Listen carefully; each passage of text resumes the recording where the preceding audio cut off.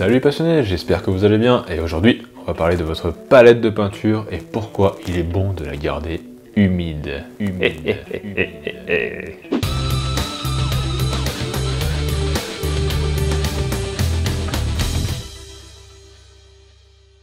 Alors, qu'est-ce que c'est que la palette humide? Déjà, ça s'écrit avec un seul L et deux T, plus d'excuses maintenant. La palette humide consiste donc à garder votre peinture suffisamment approvisionnée en eau pour qu'elle ne sèche pas. C'est un tour de magie rendu possible par le papier de cuisson. Effectivement, ce type de papier permettra à l'eau de la traverser légèrement pour alimenter la peinture en eau, juste assez pour la diluer légèrement dans le temps et donc ne pas la faire sécher. Alors, sans plus attendre, comment faire votre palette humide? Pour commencer le récipient, il faut qu'il puisse se fermer pour que vous ne soyez pas obligé de rajouter tout le temps de l'eau pour garder votre peinture humide. Mon modèle, disponible en description, est celui-là. Et il possède un petit joint tout le tour qui non seulement fermera hermétiquement la palette, mais en plus empêchera l'eau de couler.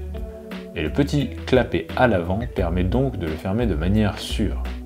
Après, vous aurez besoin d'éponges. Alors j'ai pris ces modèles à Monoprix, en sous-marque, vous devriez les trouver dans toutes les grandes surfaces. En plus, vous en avez plusieurs pour échanger quand elles seront trop sales à votre goût. Depuis que j'ai cette palette, c'est-à-dire 3 ans, je ne l'ai changée qu'une seule fois et c'était cet été quand j'ai déménagé. Hashtag nouveau départ. Du coup, vous pouvez la couper en deux, sinon ça ne rentre pas, et la mettre de côté bien à plat. Après, vous venez déposer dessus du papier cuisson. Comme l'éponge, le produit en grande surface, vous trouverez. Vous pouvez les pré-découper en avance pour pouvoir les changer en 2 secondes quand ils sont pleins de peinture. Et maintenant vous ajoutez de l'eau à l'éponge histoire qu'elle soit bien imbibée. Et vous en rajoutez même encore pour qu'elle soit vraiment saturée d'eau et vous venez déposer votre papier sulfurisé dessus. Les bords vont remonter, c'est tout à fait normal. Vous pouvez vous servir d'une vieille carte plastique, style carte d'abonnement ou autre, pour aplatir le papier sur l'éponge et hop là, c'est tout bon. Et maintenant, vous pouvez peindre pendant des heures sans aucun problème de séchage. Tenez ici par exemple, j'ai laissé pendant 15 minutes de la peinture d'un même pot sur la palette humide et sur une palette tout à fait standard.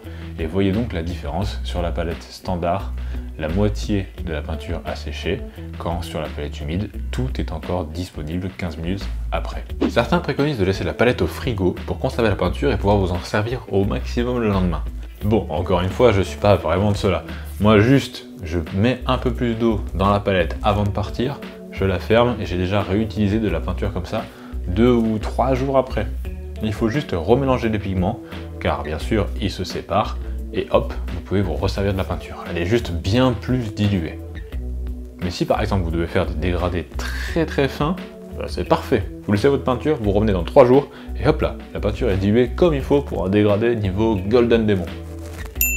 Et voilà, vous savez tout ce que je sais sur les petites palettes humides. J'espère que ça vous aidera, que ça vous permettra de peindre de manière bien plus sereine et de moins gâcher votre peinture. J'espère que ça vous aura plu, j'espère que vous aurez appris quelque chose. Si c'est le cas, n'hésitez pas à lâcher un petit pouce bleu, à commenter la vidéo si vous avez des questions ou pas, j'y répondrai avec plaisir, à vous abonner et surtout à partager la vidéo, c'est vraiment le plus important pour la chaîne, c'est ce qui m'aide le plus. Merci beaucoup. Et avant de nous quitter, il est temps de regarder vos photos. Et aujourd'hui, c'est Jérémy Gilles qui nous partage ses photos. Un super Stormcast fait entièrement au non-métallique métal.